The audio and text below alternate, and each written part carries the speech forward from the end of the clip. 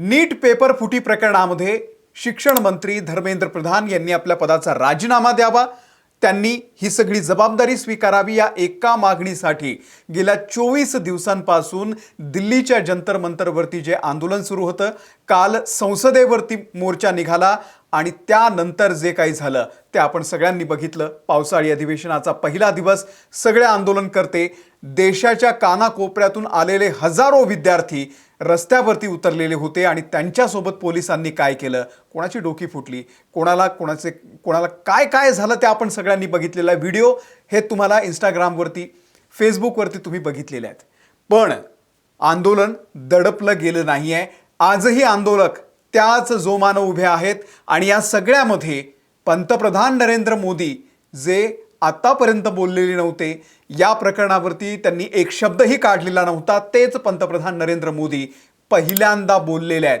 पंतप्रधान काय म्हणालेले आहेत, त्यानंतर राहुल गांधी यांची सुद्धा प्रतिक्रिया आलेली आहे। राहुल गांधी यांनी काल जे जखमी झालेले आहेत विद्यार्थी, त्या सगळ्यांची रुग्णालयामध्ये जाऊन भेट घेतलेली आहे। सोनम वांगचुक हे आपलं उपोषण पुढे कसं ठेवणार आहेत, सुरू ठेवणार आहेत, बंद करणार आहेत, काय म्हणालेले आहेत, त्यांनी एक टिश्यू पेपरवरती रुग्णालयातून एक संदेश दिलेला आहे। तो संदेश नेमका काय आणि पोलिसांचं, ज्या पोलिसांनी काल हे सगळे अत्याचार केले, हा पोलिसी अत्याचार होता, तर त्यावरती पोलिसांचं नेमकं काय म्हणणं आहे, सगळं तुम्हाला पुढच्या काही मिनिटांमध्ये सांगतो। व्हिडिओ शेवटपर्यंत बघा। नमस्कार, मी अमोल किनोळकर, आपण पाहत आहात महाराष्ट्र टाइम्स ऑनलाईन। तर सुरुवातीला आपण पंतप्रधान नरेंद्र मोदी जे या सगळ्या प्रकरणावरती आतापर्यंत अजिबात बोलत नव्हते, ते पंतप्रधान नरेंद्र मोदी काय म्हणालेले आहेत ते मी तुम्हाला सांगतो। आज एनडीए संसदीय पक्षाची बैठक झाली सकाळी 9 वाजता, ज्याला त्यांनी मंगल मिलन असं नाव देण्यात आलं होतं।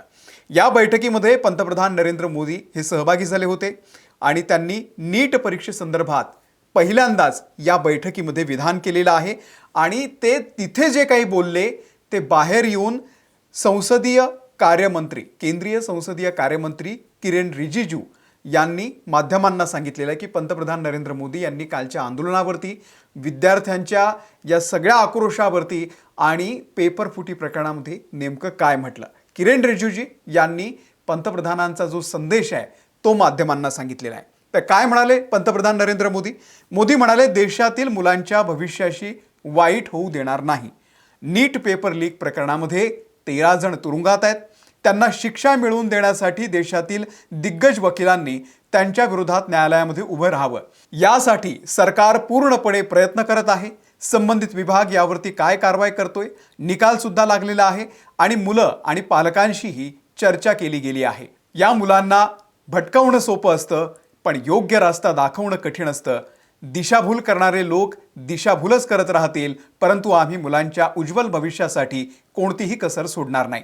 पेपर लीकच्या बातम्या समोर येताच सरकारनं ताबडतोब कारवाई केली आणि 13 जणांना अटक करून तुरुंगामध्ये पाठवण्यात आलं। विद्यार्थ्यांचं भविष्य प्रभावित होऊ नये हे सुनिश्चित करण्यासाठी नीटची परीक्षा पुन्हा घेण्याला आम्ही प्राधान्य दिलेलं आहे। ही परीक्षा यशस्वीपणे पार पडली आणि कोणताही उशीर न करता निकाल जाहीर करण्यात आले। भविष्यात अशा प्रकारचे पेपर लीक रोखण्यासाठी कडक पावलं उचलली गेली पाहिजेत। पेपर लीकच्या रॅकेटमध्ये सहभागी असलेल्या लोकांना अटक करून तुरुंगात टाकण्यात आलेलं आहे। त्यांनी आवाहन केलं की देशातील सर्वोत्तम वकिलांच्या मदतीने त्यांना जास्तीत जास्त कडक शिक्षा झाली पाहिजे, जेणेकरून अशा गंभीर गुन्ह्यामध्ये सहभागी असलेल्यांवर एक मोठा धडा शिकवणारी कारवाई होईल आणि अशा घटना पुन्हा घडणार नाहीत। पेपर लीक हा फक्त एका राज्याचा विषय नाही, तर केंद्राचा विषय आहे। प्रत्येक राज्यामध्ये जिथे जिथे पेपर लीक होत आहेत आणि जे लोक या धंद्यामध्ये गुंतलेले आहेत त्यांना शिक्षा देण्यासाठी सर्वांनी एकत्र आलं पाहिजे। हा कोणत्याही राजकारणाचा विषय नसून संपूर्ण देशाचा विषय आहे।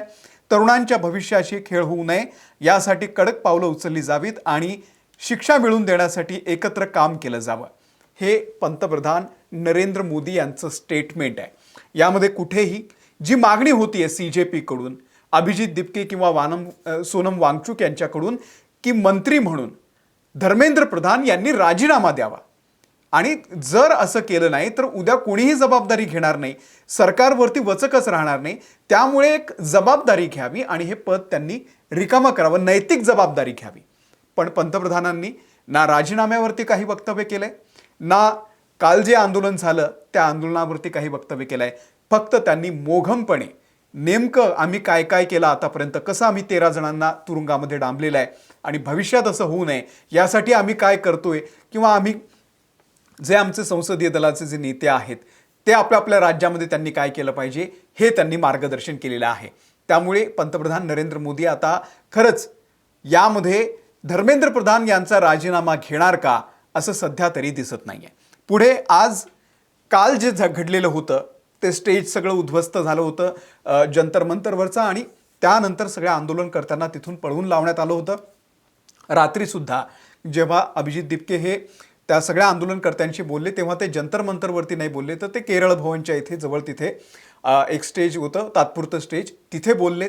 आणि त्यानंतर मग रात्री काय झालं, 10-11 नंतर तिथे लाईटसुद्धा नव्हते, पाणी नव्हतं, काही नव्हतं. या सगळ्या आंदोलनकर्त्यांनी मोबाईल टॉर्चच्या उजेडामध्ये रात्री त्या ठिकाणी सगळं रिपेअर केलं, ते सगळं स्टेज वगैरे व्यवस्थित केलं, जे काही बॅरिकेड्स होते, जे काही लावलेलं होतं तिथं टेंट होते, ते सगळे पुन्हा एकदा रिपेअर केले आणि आज सकाळपासून पुन्हा एकदा आंदोलन सुरू झालेलं आहे. ही जी हिंमत आहे विद्यार्थ्यांमध्ये, ही जे एक वेगळं उत्साह आहे या सगळ्या विद्यार्थ्यांमध्ये, तो आज दिसून येतोय. ही दृश्य मी तुम्हाला दाखवतो, आज सकाळची दृश्य आहेत आणि हे आंदोलन पुन्हा एकदा सुरू झालेलं आहे.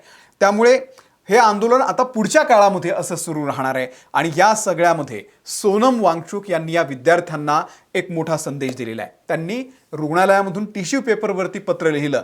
या पत्राचा मी मराठी अनुवाद तुम्हाला सांगतो. त्यांनी या पत्रात म्हटलेलं आहे की शांततापूर्ण मार्गाने आंदोलन करणाऱ्या तरुणांची ज्या क्रूरतेनं वागलं जातंय ते पाहून मी माझं उपोषण सुरू ठेवण्याचा निर्णय कायम ठेवलेला आहे. म्हणजे ते आंदोलन, ते उपोषण सुरूच ठेवणार आहे जोपर्यंत युवा नेत्यांना संसद भवनामध्ये जाऊन खासदारांना भेटण्याची किंवा मला इथे रुग्णालयात त्यांना भेटण्याची परवानगी मिळत नाही, तोपर्यंत मी उपोषण सुरूच ठेवणार आहे. मला आशा आहे की त्याआधीच सरकार शिक्षण मंत्र्यांची जबाबदारी निश्चित करेल. चिथावणी मिळूनही तरुणांनी ज्या प्रकारे शांतता राखली त्याने मी भारावून गेलो आहे. मी सरकार आणि पोलीस दलाला आवाहन करतो की विद्यार्थ्यांना आज किंवा उद्या संसदेच्या समोर आपली गाऱ्हाणी मांडण्याची परवानगी देऊन हा प्रश्न सोडवावा. मला खात्री आहे की हे तरुण आंदोलक उद्याही तसा संयम आणि सहनशीलता दाखवील जसा संयम त्यांनी आतापर्यंत दाखवलेला आहे. सोनम वांगचुक यांनी सगळ्या आंदोलनकर्त्यांना हा संदेश पाठवलेला आहे. काल दिवसभरामध्ये पोलीस ज्या पद्धतीनं वागले ते कोणालाही आवडलेलं नाही. तसं व्हिडिओ अत्यंत भयंकर व्हिडिओ आहेत. म्हणजे आपल्याला बघताना असं वाटतं की हे काय चालू आहे आपल्या देशामध्ये.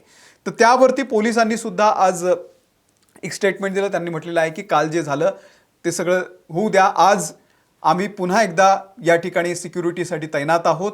आज कुठलंही जंतर मंतरचं गेट बंद नाही आहे, सगळे गेट सुरू आहेत आणि जे काही शांततापूर्ण पद्धतीनं जे काही आंदोलन सुरू आहे ते सुरू राहू द्या किंवा व्हॉटेव्हर जे काय. आत्ता जंतर मंतरवरती अशी परिस्थिती आहे की जे विद्यार्थी काल तिथे आलेले होते ते विद्यार्थी तेवढ्याच उत्साहानं आजही आहेत आणि ते आंदोलन पुन्हा एकदा सुरू झालेलं आहे.